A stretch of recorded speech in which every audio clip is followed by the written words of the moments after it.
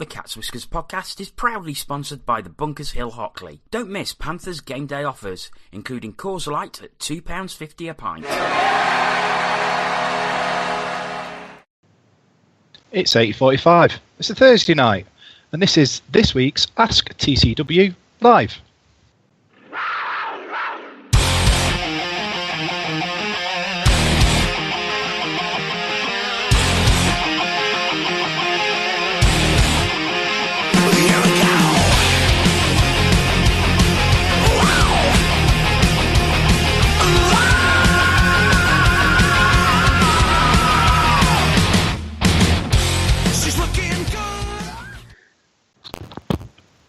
Evening, everybody.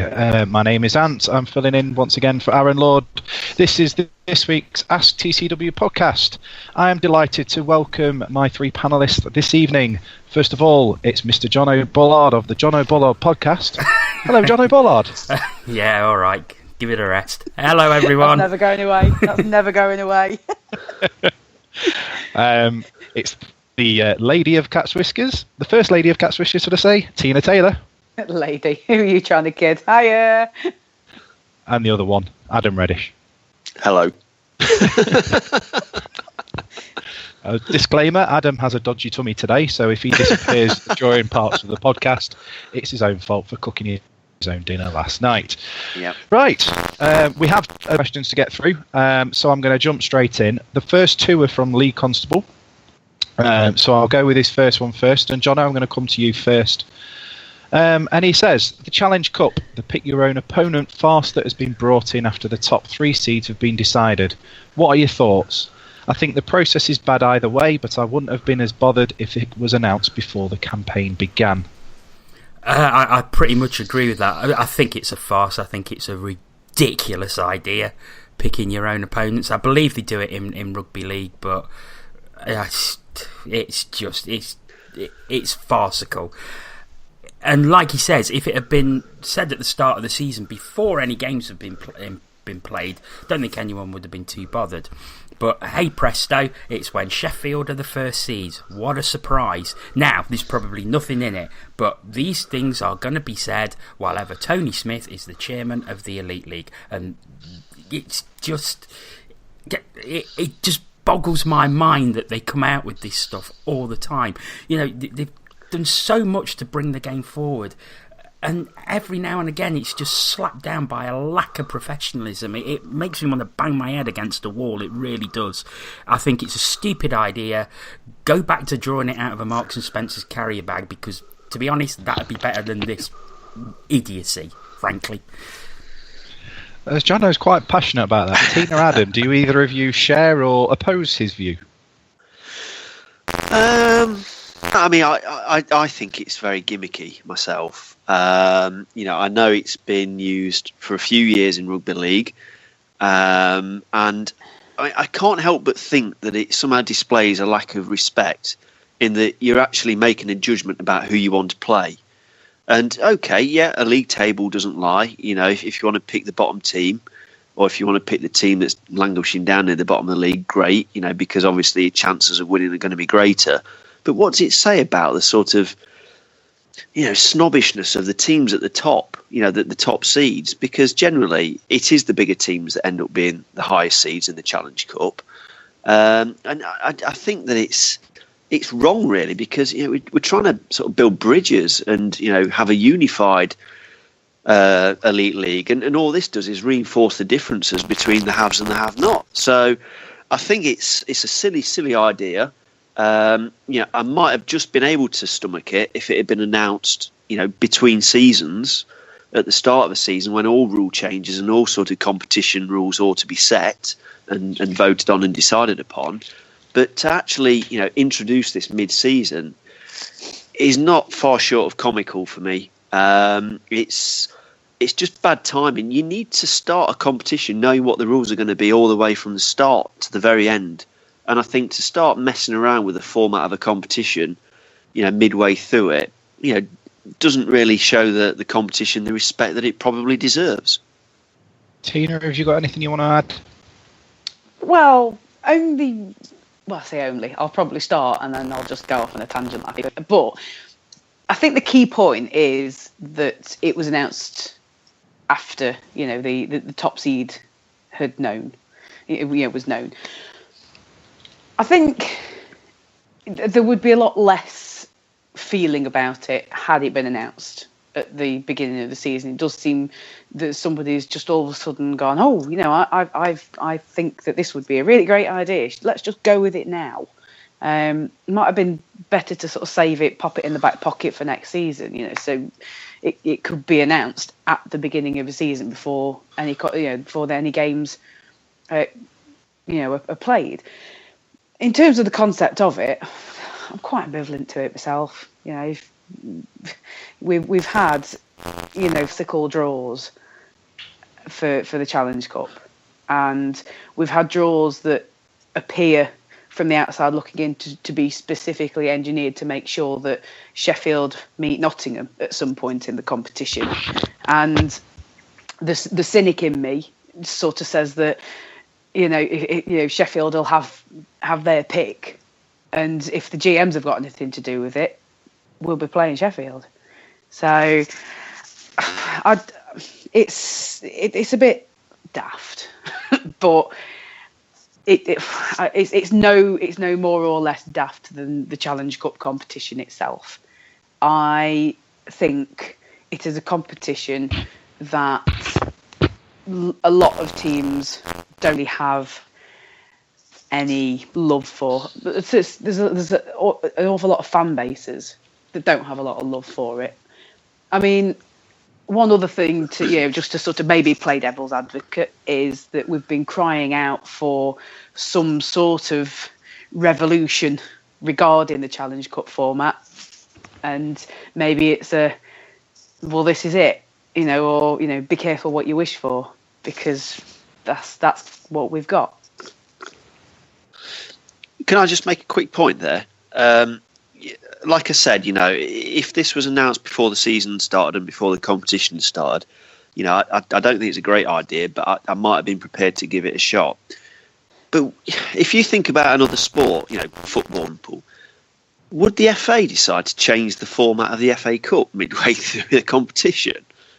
I know it's not comparable in terms of group stages and whatnot, but I think the principle's still the same. You just don't mess with the competition's format halfway through it. It's as Jono said right at the start, it's very, very convenient that Sheffield are top seeds here, and whilst there might not be anything to that, and whilst it might just be a very strong coincidence, it's yet another instance where it looks from the outside as if Sheffield have been majorly given an advantage in terms of trying to win a competition.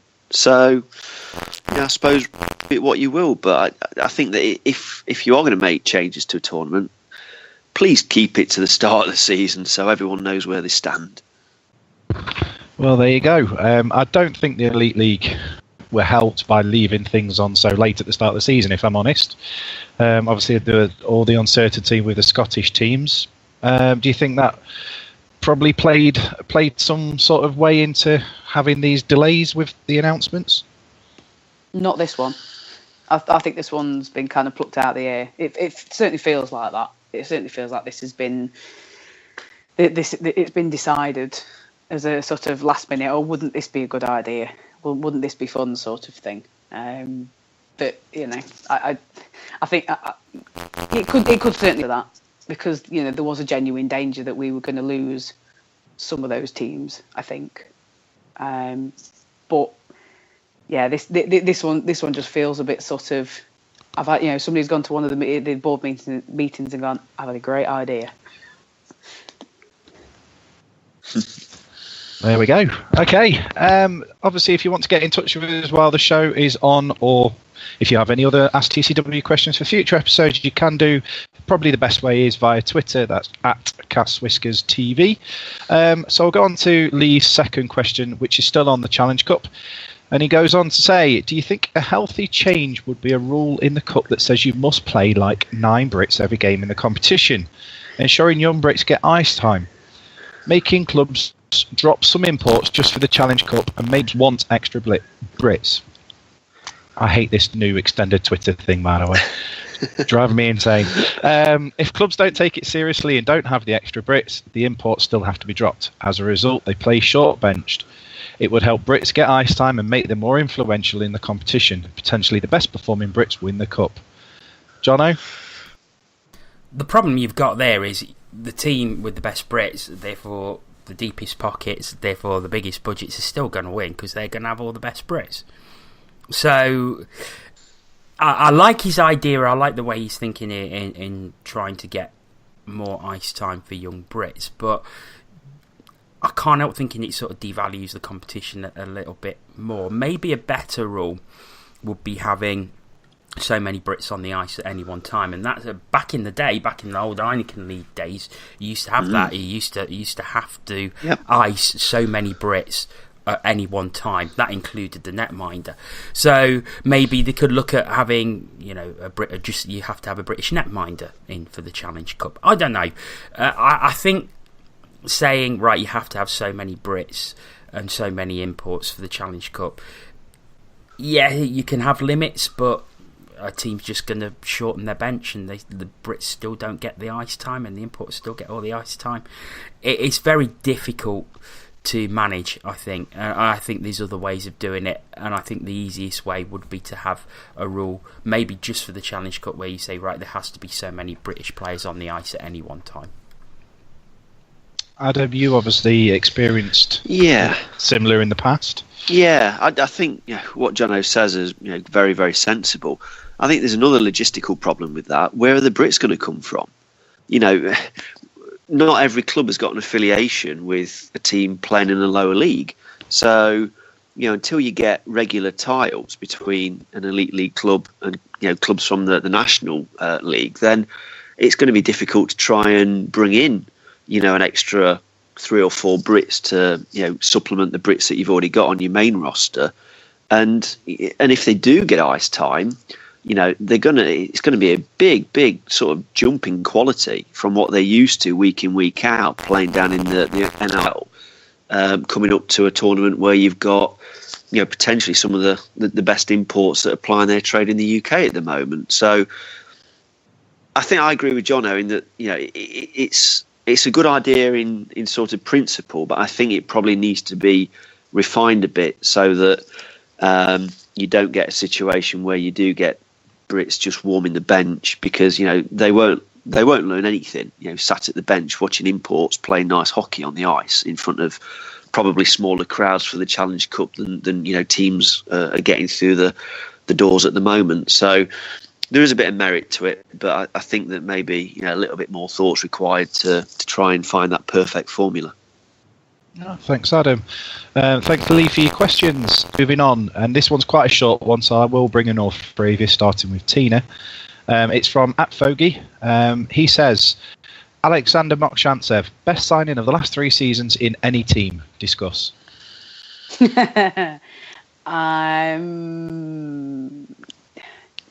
Certainly up there. He's very exciting to watch, and I think this might be something that, correct me if I'm wrong, that Jono mentioned not so long ago, excuse me, on a previous podcast. We expected very little from him, and we're getting so much more than we actually expected. So I think he maybe has the element of surprise about him in the return we're actually seeing on him. So, he maybe sort of has that going for him in terms of, I mean, if you look at it on the flip side, perhaps, I think we may have probably expected a few more goals from Delago, and I have heard a few sort of rumblings of, disappointment that he's not up there, leading, the goal scoring or whatever. So he's certainly surprised the fan base with what he can do. He's very exciting to watch. You never know what he's going to do, and he seems to do it quite effortless. So, best signing of the last 3 seasons. For the Panthers, possibly, yeah. It's a decent shout. I think there would be fans of other teams who would dispute that. I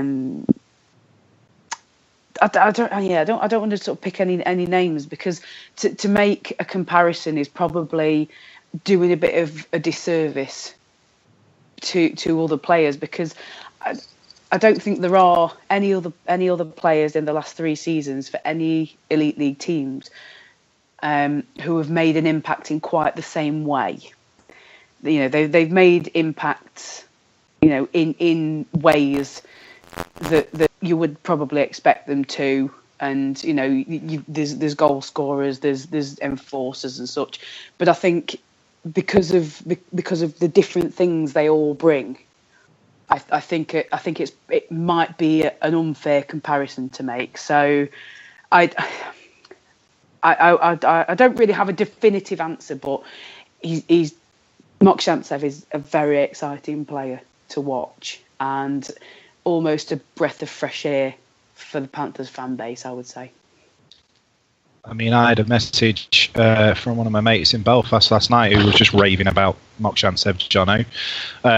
Would you put him up there as the best signing of the last 3 seasons for the Elite League? I think for the Panthers, there's certainly a big case for him, like Tina says. For the Elite League, I think, as Tina says again, fans from every other team are going to dispute that. I mean, look at players like Jim Vandermeer at Belfast, who's been excellent for them and is an excellent player. Becker and Pitt at Braehead last season, who are now playing their trade in Manchester and scoring loads of goals. You know, they tore the league up last season. So, likes of Joey Martin. Yeah, Matthew Joey Roy. Martin, the Hothams, yeah, they're all great players. It's very, very difficult to say. It's a very subjective opinion, and that will depend on whichever team you support. For Panthers, certainly exciting. He's got everything. He's got skills. He's an absolute maverick. Nobody knows how to play him, and that was obvious last night. I don't think he's had any penalty kill time, and of course he came out the box on the 5-on-3 and then got the breakaway and scored short-handed. And it was as soon as he came out of the box last night, I sort of thought he's going to go up and score, and he did. You know, he's just absolute quality, totally unexpected. We never knew what to expect of him, as we've said in previous podcasts, and he's just delivering in spades. Probably the best signing of the last 3 seasons for the Panthers. For the whole Elite League, I'm not so sure. And Adam? Yeah, I think I echo what Tina and Jono have said about the sort of subjectiveness of claiming that he's the best signing in the Elite League over the last 3 years or so, because there has been, and there are still, you know, quality imports that other clubs have signed, and I wouldn't really want to get involved too much in the debate about the pros and cons of, you know, the merits of particular players. But, you know, I can only sort of speak on what I know, and I think Mokshantsev for Panthers has been an absolute revelation. But I think it's been such a revelation because of the sort of mystique around him. You know, when we signed him, I think a lot of fans probably thought, you know, who is this guy? You know, young guy coming in from Russia, you know, what do we think to get? You know, is he just a cheap signing that's going to sit on our 4th line all season and, you know, probably do a bit of penalty killing? Well, I mean, he quickly showed that he had the skills to, you know, certainly be playing on a higher line than the 4th line, and, you know, his performances and his general play through the CHL has, you know, probably put him on the radar of much bigger clubs than the Panthers. So, yeah, I think he has probably been the Panthers' best signing in the last 3 years, and he just, you know, brings some flair and some creativity. And as I think Jono said, other teams seem to really struggle to know how to contain him, because I don't know whether he knows what he's doing half the time or his next few moves are going to be. But, you know, it certainly keeps the fans on the edge of this, and that's brilliant, because you want to see entertainers like that. And he's not backing down from the physical aspect as well, which is always good. I will jump slightly on our agenda, because somebody actually comes in and mentions Mokshantsev specifically. It's from Pies on the Cage, and he actually says, "John, I will come to you first, and then I'll go to you, Adam, as the two longer Panther fans before Tina gets her penneth.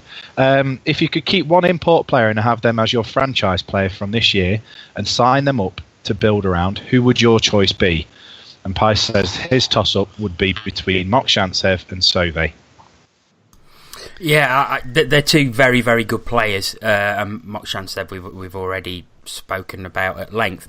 Mokshantsev, though, as I've said, he's a maverick. He's very much, to use a football comparison, George Best, Paul Gascoigne, that sort of player. And I don't without the drinking. Well, yeah, hopefully. We hope. But don't let him lead last season's team. No. But the thing is, I don't think you can build a team around him because he's such a free spirit as a player.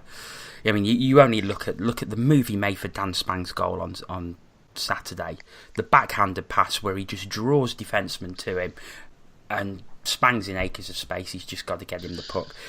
He's a brilliant player, but I don't think you can build a team around Mokshantsev because of how much of a maverick he is, and you don't necessarily know what he's going to do. Sauvé, superb defenseman, superb going forward. Actually, our second highest point scorer from defence, but does the job at both ends of the ice. He's certainly a candidate. However, for me, the one import player who I think you could have as a franchise player, and I would build a team around, for me, is Zach Phillips. I think he has been exceptional. I think his passing of the puck is incredible. He's the sort of player that I think if you got someone... Can you imagine someone like David Alexander Beauregard with Zach Phillips on the line with him? Yeah, to dish in the puck. I mean, Phillips last night, the pass he made to Spang for the overtime winner was phenomenal, considering that the puck was sort of caught in his skates, and he still managed to get the puck on his stick, look up, see Spang in space, and just put it to him to put it into the empty net. I think Zach Phillips is a phenomenal player. I hope he stays with us for many years, and he's still young. I think he's only 24, 25 years old. He's the sort of player I would like to see a team built around. I mean, Adam, obviously the Phillips pass last night, I mean, I was screaming at him to shoot, but then you see it on the replay, and yes, he does really well to get it out of his feet. Yeah, it's caught with his skates, yeah. And obviously we will talk about the Belfast game on Monday's podcast, rather than tonight. So, Adam, who would you be your franchise player?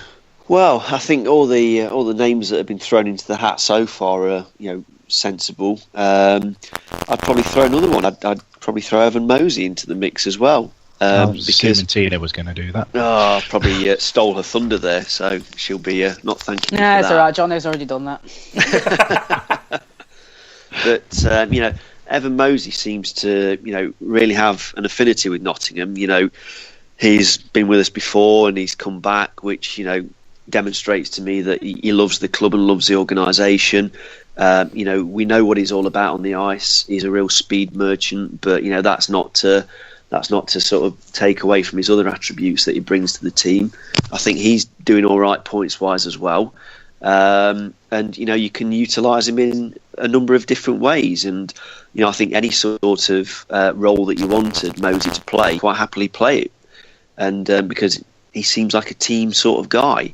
So I would probably say, as well as those names that were already mentioned, you want to throw Evan Mosey into the mix as well, because he seems to be, one of the go-to guys for the whole franchise. And I hope personally that Mosey stays around in Nottingham for many years to come.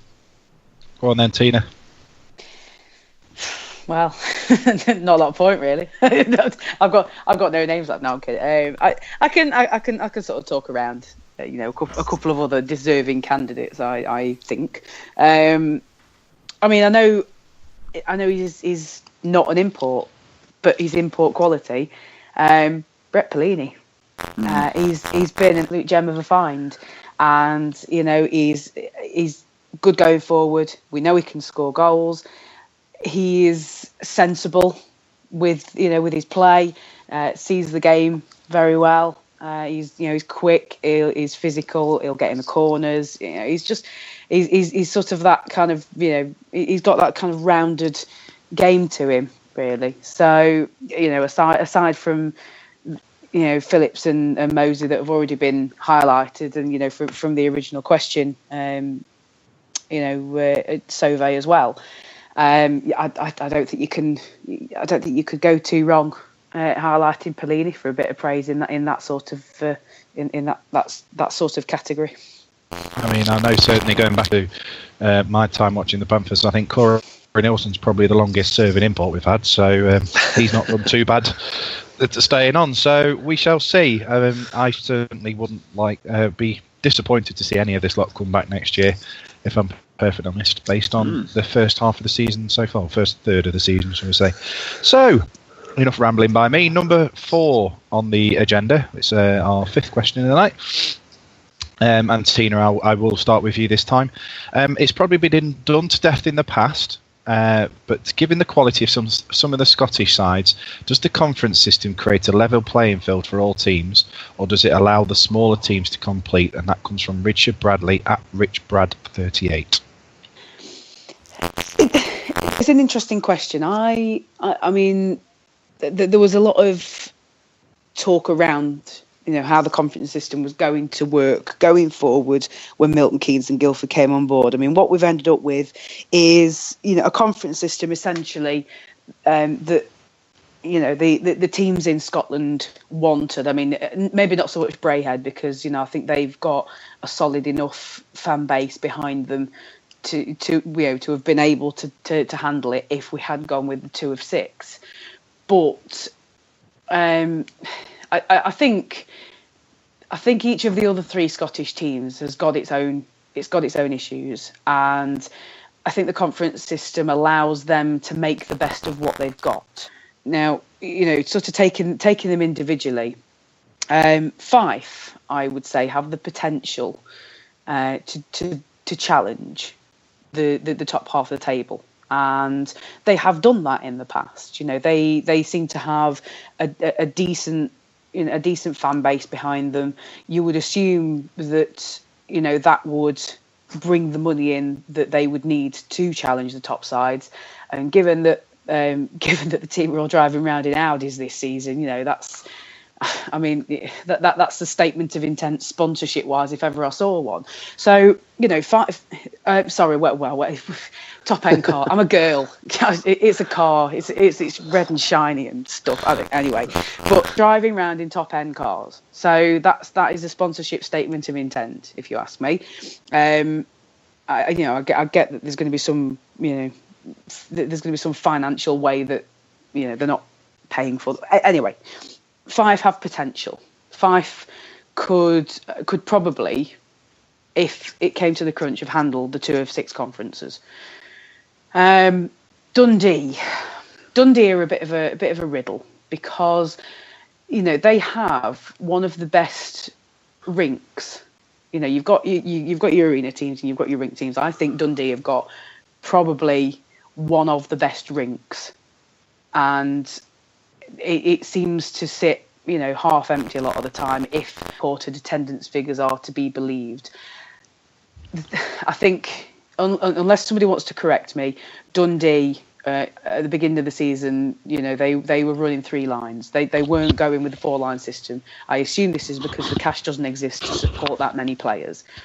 That's fine. You work with what you've got, but you're going to find yourself lagging behind while ever all the other teams around you are going with 4 lines because your guys are going to be knackered. And there's no getting away from that. It's a simple fact. They're going to be absolutely gassed. And the trouble is they've got a raft of injuries at the moment, so that's not helping them either. And they don't seem to be a team that is growing. So it seems to be the same sort of same every year. They're not growing. They're not attracting more fans in or anything. It's a little bit odd. And I mean Edinburgh. Where do you start with Edinburgh? That's just it's bonkers. Every year we're talking about Edinburgh and the problems that they have every year. I think, just to return to my other point, to my original point. I think the conference system as it is at the moment, I think it does allow those teams to do the best with what they have. You know, I mean, I did a bit of number crunching at the beginning of the season based on some assumed figures, and the difference actually was quite startling. You know, in travel and in terms of ticket sales based on past attendances of travelling teams. So I think they needed it. I think they needed it financially more than anything. But at the same time, you know, they do seem to get a fair amount of revenue from their rivalry games. But yeah, I think the conference system as it is at the moment, it probably works. You know, the rest of us, we can probably manage whichever way the conferences went. But I think it really would have hit them hard had we not bowed to them, as it were. I mean, Adam, do you prefer this 3 conference system as it's worked out as, or would you prefer one league with all the big teams? Yeah. Probably top? Yeah, I'm a bit of a traditionalist. I think it would have been nice just to have one league, you know, and do away with conferences altogether. But I know that wouldn't be palatable to the majority of the clubs who, you know, want a different configuration of you know, the number of times in which they play other teams. Mainly, it's financially driven, and you know, I accept that. You know, you have to respect those sorts of wishes. But I think, you know, the current conference system is probably the sort of optimal level that we'll get, and the optimal sort of arrangement to keep that number of teams, to keep, you know, a 12-team league. And it's all about inclusivity for me. You know, you need to have teams coming through into the top echelons of British ice hockey. So if the current arrangement of conferences is the way to keep 12 teams stable at the, you know, the top of the UK ice hockey tree, then, you know, that's a price that I think a lot of clubs are probably willing to pay. I mean, we had a question also regarding the conferences on the cage from John Casey, Jono. He said, should the Elite League call the Scottish teams bluff and restructure the conferences for next season? And if they want to leave, then let them. Ooh, is the league strong enough to allow that happen? I'm not so sure. But I think it was well documented, although not actually confirmed, that the reason we have the conference system that we have now was because the Scottish teams threatened to leave. So I think you need to give it a season to see how it pans out. However, what I think another thing that has to be remembered is now it's not dependent on the conference that you're in, because the way the games are split with 3 conferences, you only play 24 in conference games and 32 out of conference. So it's actually more weighting towards those out of conference games, which there wasn't in the previous system of 2 conferences. So I'm actually warming to the idea of the 3 conferences. I was very much against it when it was announced, but I actually think it works a lot better. And apart from one team, and we all know who they are, everybody's competitive. I mean, you've only got to look at Dundee's last 2 results.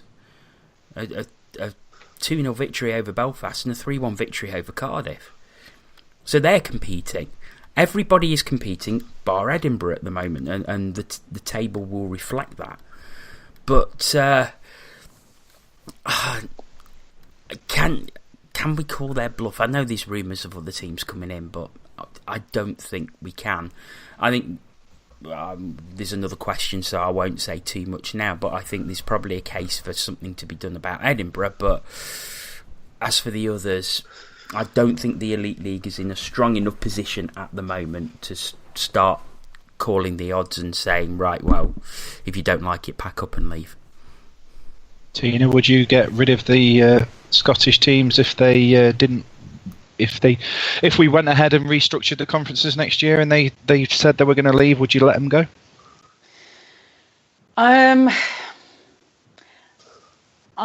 would prefer to let them go if they thought they couldn't, if they really honestly genuinely thought they couldn't compete or they couldn't survive, then I would prefer them to go. But I would only want them to go if it was absolutely necessary, because, you know, we've only just seen a growth in the Elite League. You know, we've just jump from 10 to 12 teams, and already I think it's wonderful. I think it's brilliant that we've got those extra teams. You know, we've seen like teams come in to replace other teams, and we've seen that a few times, and you know, the leagues in the past have gone down to like 6 teams or whatever, and I don't want to see us lose teams, but you know, I think the teams that are struggling or have struggled or think they will struggle going forward with a format that is going to work for the majority, I think they've got to do what's best for them, and if that means leaving the Elite League, then so be it, potentially. However, then my only thought is, you know, would that be the start of a mass exodus? You know, would we see other teams sort of going, well, you know, would other teams then look at that and go, well, we can't really continue on in this format either, and if it's, you know, if they've gone to another league, then we can go to another league. You know, it's really, really difficult. I mean, you know, for the fans, for the sake of the fans of the respective teams, they have to do what's right to keep the teams going. I don't like the feeling that we were sort of held to ransom on the conference system, but that what works for that seems to be what works for the stability of the league. I think the stability of the league has got to be paramount, and I think it's a bit of a juggling act as to what you do with that going forward. I think we need to keep the Scottish teams involved. Personally, I think you get good diversity across the UK as a whole, and you know, in any event, where could these teams go as an alternative? There's not enough of them to set their own league up, unless they want to play each other 25 times a season, which I don't think would be palatable to any of the clubs. If I'm correct in saying, I think that all the clubs bar Braehead have got Scottish National League teams. So, you know, the only logical alternative for them would be to go to the Scottish National League. But and that's a hell of a drop. And it's a massive drop. It's a ginormous. I don't think there are any imports playing in the Scottish National League. You know, whereas in the National League down here, you've got a couple of imports. Well, potential for a couple of imports should you wish to ice them. So I don't really think there's anywhere for the Scottish clubs to go. So I think they themselves, need to be part of the Elite League family of clubs. And you know, I'm sure that they ought to be taking soundings from their own fan bases, because they would no doubt lose a vast amount of their fan base. I know, you know, bar Braehead, they don't have the biggest supported clubs in the Elite League, but you know, can they afford to say goodbye to maybe 3/4 of their fan base because all of a sudden they're playing SNL games with, you know, a load of local kids that, you know, love ice hockey, but the quality is going to massively suffer.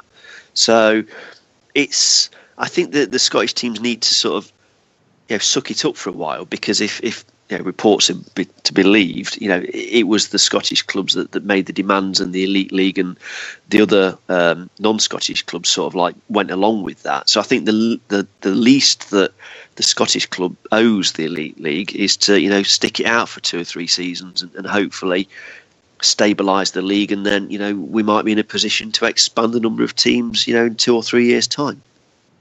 I mean, I will say, I don't want to lose any teams from the league, even who we'll come on to discuss now. But like Jono, I think I'm actually warming to this 3-conference system. I mean, who would have ever thought that Manchester would be top of the league, even at this early stage of the season? And everybody they're not anymore. We are. Well,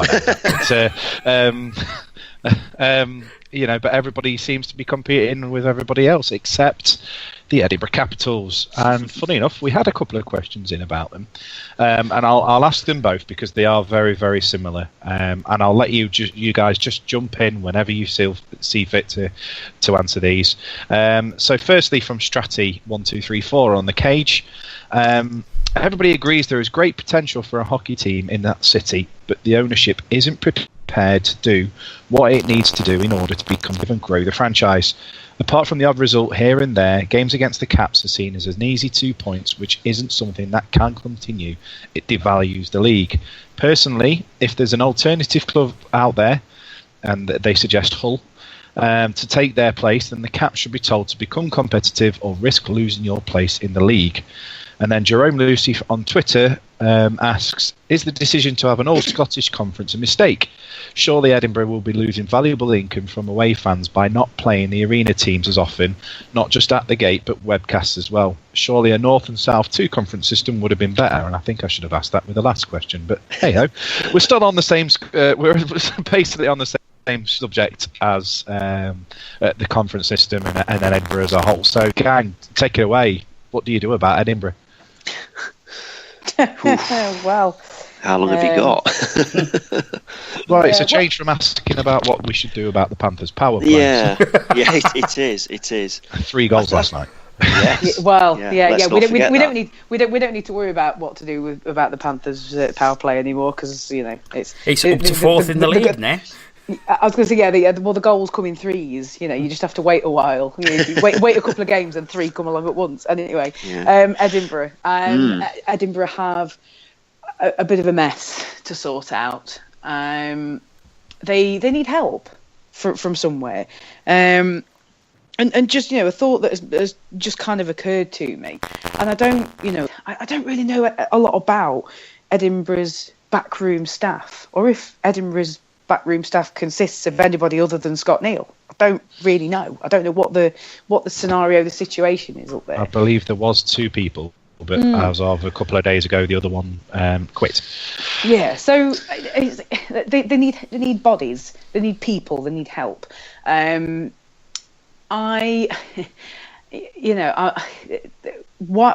not make use of resources in a fashion similar to other teams? I could be wrong about this, because still fairly new to hockey, but I seem to recall that when the Hull Stingrays first started doing webcasts, they were using resources from a local college or university. They were, yes, because I know the guy who was doing them, who was sorting them out, and actually it was also unbudgeted that season, so it was extra income for them that season.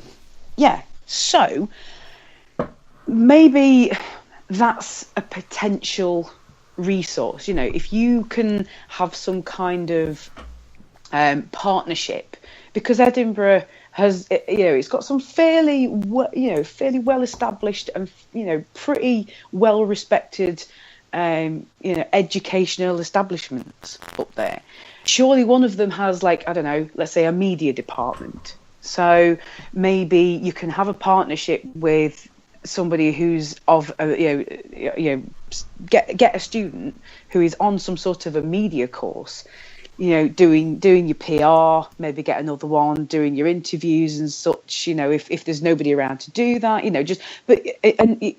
maybe there's a way that can be worked in to their course, and so, I don't, without wanting it to sound mercenary, you can get people in to do that stuff, and and you don't have to pay them, because they're doing it as part of their education. This is part of what they do. You can, and it doesn't have to just purely be media. I mean, what about, I don't know, accountants?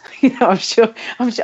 There'd be an accountancy student who would maybe sort of, sort out your books for you. I don't know. So, when Mr. Taxman comes knocking, you go, here you go, here it is, all nice and tidy. It's just, I don't know, but that's potential. Hull used it to their advantage, and they, I know the Caps have got a webcast, so it's not like a like for like comparison, but it's a way that you can get bodies behind what you're doing. And hockey season, quite conveniently, runs concurrent with the school season, the school year. So it's just something maybe if they haven't considered it, why haven't they considered it? Because it's something that could work for. It's a free resource that could work for them. And as the question says, everybody agrees that Edinburgh is a great city, but there are people in that city that do not know that hockey team exists. The first time I went up there, I'm stood at the bus stop after a game, waiting to go back to the apartment I was staying in, and there's a chap at the bus stop, and he saw us in our hockey jerseys and said, "Oh, you've been to watch a hockey game?" Yeah. Where's that then? It's like, it's at Murrayfield. What, next to the rugby ground? Yeah, there's a little ice rink next to the. Oh, I didn't realise there was a team playing there. And it's like, well, how long have you been in Edinburgh? Well, I was born here. So the word needs to get out. It's like, hockey's best kept, UK sport's best kept secret. Well, the Caps are Edinburgh's best kept secret. So it's like a little microcosm of the Elite League. But that's just a starter. They need to get the people in. They need to let people know that they're there. So why not make a partnership with a potential free resource? Is probably the summary of what I wanted to say. Jono, Adam, anything further to add? I think that for all the time I've been watching ice hockey, and that goes back a long way now. Edinburgh have always had a problem trying to get people through the doors into the Murrayfield ice rink to watch the games. I mean, even when you go back to the Heineken days, when they were the racers, they never generally got massive crowds. They got bigger crowds than they do at the moment, although that wouldn't really be hard to do. But I think that there's a bit of a historical issue in that, getting good crowds in Edinburgh has always been a difficult thing to do, with a couple of notable exceptions. So I don't know whether that comes back to the facilities in the rink, because as we all know, Murrayfield isn't what you call a state-of-the-art ice rink or arena. Heated, it's faded, it's very homely, and it's nice to see these rinks still exist because they're a bit of a throwback to the good old days. But is that what the potential paying customers that want to go and watch the Capitals want? Do they want something more akin to an arena experience like they've got in Nottingham or Belfast or Sheffield? But nevertheless, I think that they still need to do more to try and get people through the doors, because, as Tina rightly said, there seems to be minimal promotional or marketing work done in Edinburgh to get the name of the club out there to the residents or even to visitors of the city to go and watch a game. And it's sad really to see the really small they get for most of their games, even their in-conference games. This season they're doing well to get 750, 800 through the doors, which is really, really poor, and it does make you wonder how they can actually make it work as a club commercially. And I know they've had issues in the last few weeks with imports leaving unexpectedly, and they've been playing short-staffed and with a short bench for the last few weeks. That's not a problem for the last few weeks, though, is it? It's a problem they've been having for the last 3, 4, 5 seasons. Yeah, there is an issue in that imports do generally walk when we get to November from Edinburgh. Well, certainly the better ones do, and it makes you wonder whether the players have been promised things that haven't been delivered. Whether there were assurances about, say, the quality of the playing staff, and they haven't been met, which has forced an import to say, right, I don't feel like you've been good to your word, so I'm going elsewhere. I'll take my services elsewhere. I mean, to me, looking in from the outside, so there is a degree of ignorance with my comment, but it seems that Edinburgh is run a bit like a corner shop. There doesn't appear to be that much professionalism. Now, I might be completely wrong there, and behind the scenes there might be a hell of a lot of work going on, and if there is, then I'll hold my hands up. But from the outside, at least, it seems that Edinburgh are quite content, or certainly the management of the club are content for them to finish bottom and get the wooden spoon year in, year out. And if I was an Edinburgh fan, I'd have my hair out, because I don't see any ambition from the club. I don't see any ambition from those that appoint the coach. I assume that's Scott Neal, and it seems that they're happy with their lot. and there's never any sort of desire to strive for better. And I know that they've experimented with different sorts of rosters over the last few years. You know, I think 2 or 3 years ago they went for, you know, mainly young, hungry, you know, North American college kids, and you know, this year they've gone down a completely different route, and they've decided to go and recruit, you know, quite a large number of East Europeans, you know, mainly from Russia. But the thing is, the one common factor is that every season they finish bottom. So you have to sort of like look behind, because it must be something systemic at that club, which means that they're not performing to the potential that they might have. Because Edinburgh's a big city. You know, there must be quite a lot of potential support for the Capitals out there in that city. And yeah, I know they have the odd group on vouchers, and they do those sorts of offers every now and then, and they sometimes fill the rink, but these people don't come back. You know, and it's, I don't know whether the club have done enough market research to see what the paying fans and the paying customers of Edinburgh actually want from their hockey experience. I mean, a winning team would help. You know, everybody loves a winning team, and I'm sure that, you know, if the Caps, you know, strung 7 or 8 wins together, as unlikely as that might be, you know, start talking about the Capitals, because people talk about winning sides, and that might have a, you know, sort of a net result on the number of people that are coming to watch them. But until they start winning games, which means that they've got to compete on the ice and have, you know, better players, they're caught in this never-ending circle of just one long drawn out malaise, and I really don't have an idea as to how they can break that, other than, you know, maybe turning the ownership of the club over to somebody else that have got new ideas, you know, an innovative marketing and promotional campaign, you know, to try and really make the club front and centre for you know, sporting life and activity in that city. I mean, it will be a sad day should we ever lose the Edinburgh. Absolutely, Club, yeah. I mean, personally, I think more than anything, they need investment in the club, to look at the facilities that they've got. You said it yourself, Adam. I mean, you get these voucher schemes and what have you, that they're going out and the fans aren't coming back. But I mean, I'm not a fan of that. I know that there's people out there that like the old style rink. But let's put it this way: it's miserable. You go into Edinburgh, it's cold, it's miserable. You have people like Mika Weekman putting pictures out of the changing room that he got, which seemed like a broom cupboard or something. Yeah. I mean, no wonder imports are walking when they're faced with that, and they're the ones that are having to play their week out when we only have to play them twice. You know, as fans, we only have to go up there twice a season. We only have to freeze our backsides off and what have you. I just think if they can, I don't know how it's going to happen, because I you know,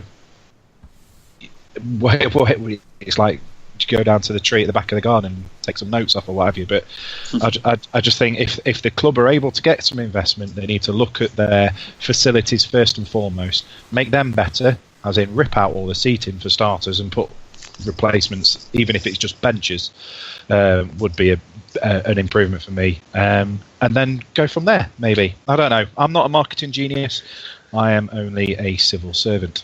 So we shall move on. now I've jabbed for a bit. And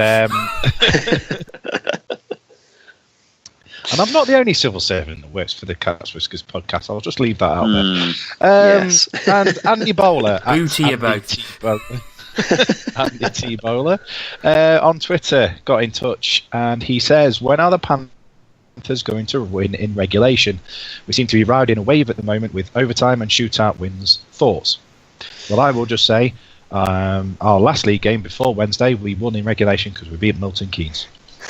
Yeah, we were there. We saw that happen. All of us were there. Yeah, yes. Well, yeah, oh yes, all of us were there actually. Yeah, well, good spot. It is quite funny actually, because our last 6 league games do read overtime win, regulation win, overtime win, regulation win, overtime, regulation loss. So it's like a big zigzag, you know. It's just like, yeah, it's like the hokey cokey. You put you know, overtime. Not overtime, not overtime. It's weird, but I have a very quick point to make on this. genuinely don't care how the 2 points come, as long as they do. The only thing we've got to worry about with regards overtime is if we're close at the end of the season and the other team close to us has more regulation wins. At the moment, it's not a problem. We are picking up wins, and that's all that matters to me. I know Andy is a Steelers fan, I think. So, would I rather have their conference record? Not on your Nelly. As long as we are winning, as long as we are picking up those 2 points, absolutely fine by me. Adam? Yeah, I totally agree with what Jono's just said there. I think as the season goes on, you've got to be a bit careful as well about who you're giving the extra point to if games are going to overtime and penalty shots. You ideally don't want to be giving your main rivals the odd point. Well, we've given Guildford 3 points because every game we played against them has gone to overtime. We've got six overtime stroke shootout victories, 1 point to Sheffield, 1 point to Belfast last night, 1 point to Milton Keynes, and 3 points to Guildford. I think it's more of an accumulation thing, really. Is that certainly for the conference games, if you can't finish off with the other team and you're giving them a point for overtime or a penalty shot loss, that might come back and bite us. I don't know. I don't think Guildford are going to be in the shakedown at the end of the season, so I don't think those 3 points we've given to them will particularly cost us. But yeah, I think you're right, Jono. It's about getting the job done and getting the 2 points because that winning mentality is good. And the fact is that when you get to 60 minutes, you've still got a job to do. You've either got to score on the 3-on-3 overtime, or you've got to be better in the penalty shots situation than the opposition. So there's still work to do, and it's good to see that we're still working hard through overtime and coming up with this, because to me that shows that the side have got that sort of hunger to win and that desire to stick at it until the job's done. Fantastic. Now I'll just move on because Angus Wilson got in touch on Twitter. No, have we done that one? Hang on, I'm looking at the wrong one. This is another one. We have 2 questions from Angus Wilson. First question is quick. Brett Pellini, what sort of contract is he on? Go. Don't know. You'll have to ask Gary Moran. He'll know. He's not paid enough. No, well, I mean, we've mentioned it before that the Panthers are just uber secretive about contracts. You only ever really get to find out about the guys on the uni deals, and they're obviously on 2 years. So, yeah, don't know. Another one shrouded in mystery. And he actually, Angus also goes back to the Edinburgh situation. Without going on for too much more, he just wants to know, should the league step in and ask him what help they can give the Caps? I think they have in the past, haven't they? I think they're doing that probably every board meeting. They'll be doing that. I think they do that, and then Scott Neal's reassuring people that everything's fine when I think it's clearly not. I think we all sort of know different, but I just don't. I don't think he wants any help. which if the help is there, you should blooming well take it, because it's daft not to, really. It probably feels he wants to be owing to anybody else. I know, and he's very single-minded, and he wants to do it the Scott Neal way rather than the Scott Neal plus help and assistance from a few other people around the Elite League way. And I can understand that to a degree, but at the end of the day, Scott Neal's got to look at a league table or look at the last 10 league tables and see that pretty much every year Edinburgh have finished in the basement, and say, right, that's not good, is it? And if I was Scott Neal, I'd be thinking, look, I owe the fans of this organisation a bit more than to oversee my team finishing bottom most years. So maybe he does have to sort of get over the fact that he might not want help and see what the league can offer him and the Capitals. Okay. Our penultimate question comes from my former partner in crime on the Castle Rock radio show, Lee Beaumont. And he's going on about Simon Kirkham. He says, one of the best referees we've had, and by all accounts, a decent guy. Years of service, travelling all over the country, and by the way, the officials don't get paid much. It's so easy for fans to forget that without officials, we don't have hockey. He made one mistake, which was then corrected, and he suddenly dropped and made a scapegoat for the failings of those above him. What happened to the buck stops at the top? Does Fretter being a Steeler have anything to do with the Elite League's decision? Jono, I know you love the Steelers, so you could go for that first. For the second question, Fret a bit, no, I don't think that has anything to do with the Elite League's decision. I think the outcry had a lot to do with the Elite League's decision. I agree with Lee. I think Simon Kirkham has been totally and utterly thrown under the bus. Now, don't get me wrong, I think the new DOPSIP system is fantastic. The way it explains everything, it is brilliant. Why was that not offered to Simon Kirkham as the head of DOPS before? Because it's this is what we want. The way it is now is what we want. What sort of restrictions was Simon Kirkham under? What information was he given? What video footage was he given? And I think that plays a lot of plays a lot into how he made his decisions. So I think he has been chucked under the bus by the Elite League, and the bus has run over him. I think there's a lot more to be revealed from this, and I hope Simon comes out and tells us all one day, because there's something fishy going on there, and I would like to know what it was. I think the DOP system that we have now is absolutely fantastic, but I want to know why that wasn't in place for Simon Kirkham previously. Adam, you like we've mentioned a few times, you go back a while with Jono and Lee as long-time Panthers fans. Kirkham was obviously one of the main guys. Do you think he's been treated unfairly? I do think he's been treated very unfairly.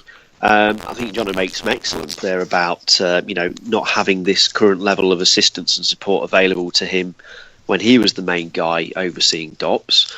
We don't know if Simon Kirkham asked for that sort of approach and was rebuffed before, or whether Simon was happy with the way things were going, and it sort of took one of these incidents that was well documented between Steelers and Belfast to stick the proverbial stick of dynamite under everything and blow it to pieces. Regardless of that, though, I think that the fallout from the whole Belfast Steelers game and the Galarkos and Fretter incident was very, very poorly handled, and I think that Kirkham was made a very, very convenient out there. And I feel sorry for him because, as Lee said in his question, Kirkham's a very loyal servant to British ice hockey, and he's one of the refs that you didn't actually mind seeing, skate onto the ice when your team took to the ice to play a game. He was always one of the more consistent referees on the circuit, and I think he certainly took that professionalism into his responsibilities with DOPS. And yes, we all make mistakes, but I think Jono makes a good point in the sense that we don't know what sort of materials he was working with, and what he had to look at. What sort of video footage, etc., etc. We haven't got an idea about that. So, we're all human. We can only make decisions, based on certain things that we have at our disposal. And it may well be that, in time we will find out things about all this episode that will, make us all think long and hard about the role of officials and what they do out on the ice. I mean, he's obviously well respected by the IIHF. I believe he was appointed as the chief referee for the tournament involving China, Korea, Israel, Mexico, Turkey and New Zealand in April of this year. So, Tina, is there any way back for him in the Elite League now, or do you think he's just going to go, you know what, sod you? Well, I mean, it all depends what the blooming heck happened. Because, I've said this before, something's not right about this whole situation. Kirkham is not stupid. And that decision, that ban that was handed out in all that mess, that was stupid. So something doesn't add up. And, what may or may not happen going forward depends on what actually happened at the time. And, you know, whether does Simon Kirkham even want anything to do with the Elite League anymore? You know, what was he treated unfairly? Is there, you know, at the risk of sounding, you know, bonkers and getting me aluminium foil hat on, you know, were there bigger things at work here? You know, it just depends. It just I don't know. I mean, it could be. I don't think there probably isn't any way back, because with a decision like that, as it stands at the moment, that appears to have been the decision of our DOPS panel, which at the time was Simon Kirkham, and that decision was awful. So I don't think that anybody has any confidence in him now. So I think a reappointment of Simon Kirkham within the Elite League Department of Player Safety system, I think that would be met with massive disapproval. I just don't think it could work now. But, you know, again, I just cannot believe that it's as simple as it looks. I can't believe that he got it so wrong, because, you know, as has been said, he's been a well-respected member of the officiating team, and, you know, he's been working within and around British ice hockey for many years. It just doesn't add up. But Simon Kirkham being involved with the Elite League DOPS process, I can't see it happening. I cannot see it happening. But yeah, it's just really odd how it all went down. But you know, as like Jono said, the new DOPS system is, you know, it's fantastic, and I've tweeted not so long ago, yeah, is actually an education for somebody like me who has never played the game, doesn't know the technicalities of playing the game, doesn't know, you know, the responsibilities that, you know, exist for players while they are out on the ice. You know, it has been, you know, an absolute delight to read some of those reports, and it's very difficult to disagree with the bans that they've handed out so far. Well, there you go. And with us moving to 4 officials in the new year, maybe Simon will be restrapping his skates on and becoming one of those 4 officials.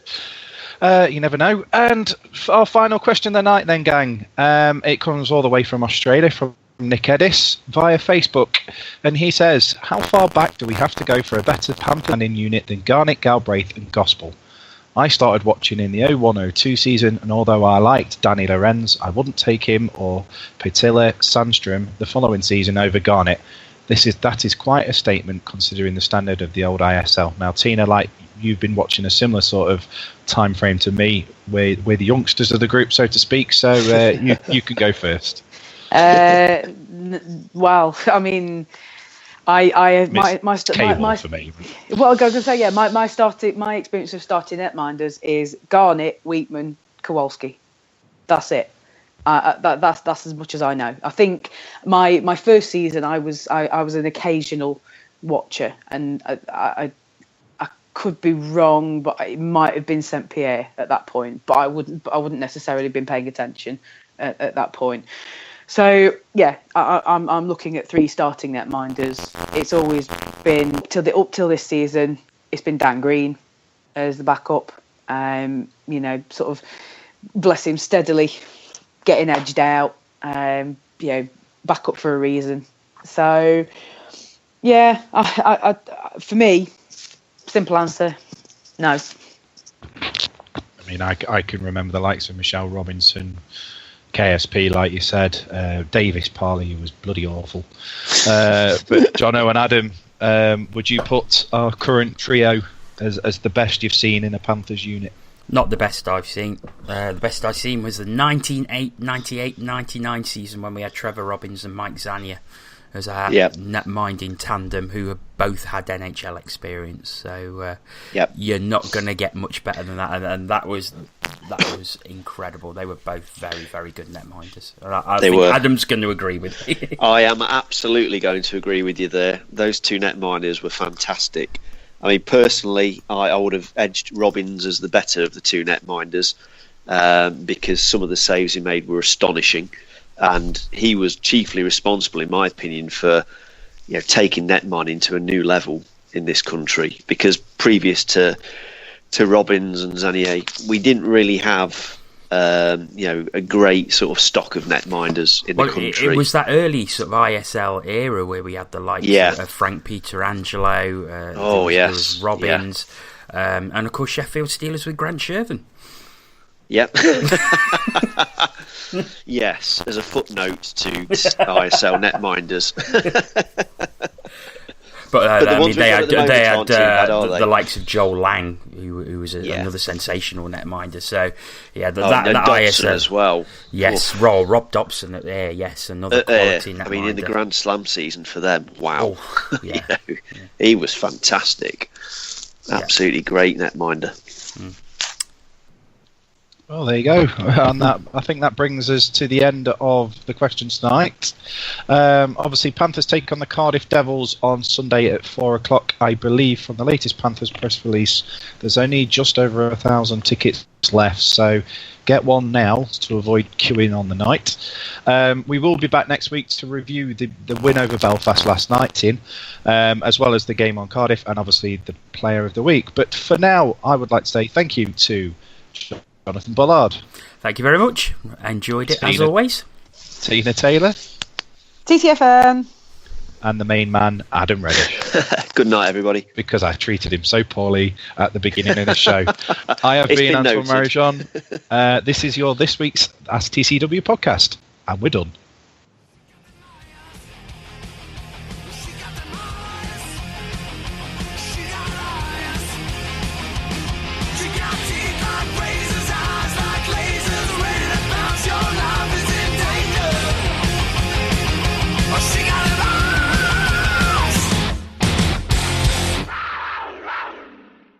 This edition of the Cat's Whiskers podcast was brought to you by the Bunkers Hill Hockley.